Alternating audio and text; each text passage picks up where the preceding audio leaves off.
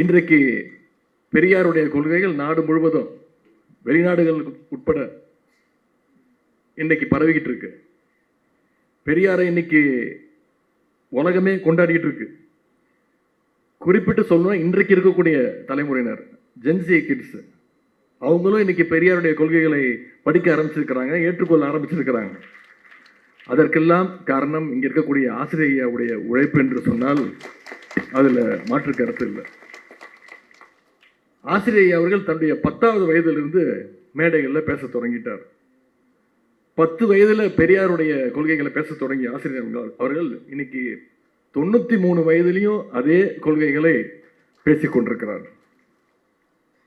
இன்னைக்கு தந்தை பெரியார் அவர்கள் இருந்திருந்தா நம்ம எல்லாம் எப்படி வழி நடத்துவாரோ அந்த இடத்துல இன்னைக்கு ஐயா ஆசிரியர் அவர்கள் இருந்து நம்மளை எல்லாம் வழி நடத்தி கொண்டிருக்கிறார்.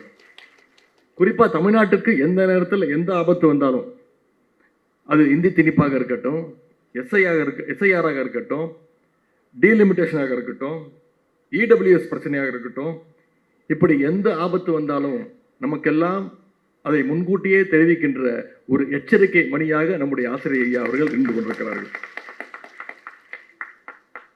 அதனால்தான் ஒவ்வொரு விஷயத்திலையும் ஆசிரியர் ஐயா என்ன இன்னைக்கு சொல்லியிருக்கிறாரு, என்ன ஸ்டாண்ட் எடுக்கிறாரு அப்படிங்கிறதுல தலைவராக இருக்கட்டும், திராவிட முன்னேற்ற கழகமாக இருக்கட்டும், எதுலையுமே அதில் கொஞ்சம் தெளிவாக இருப்போம்.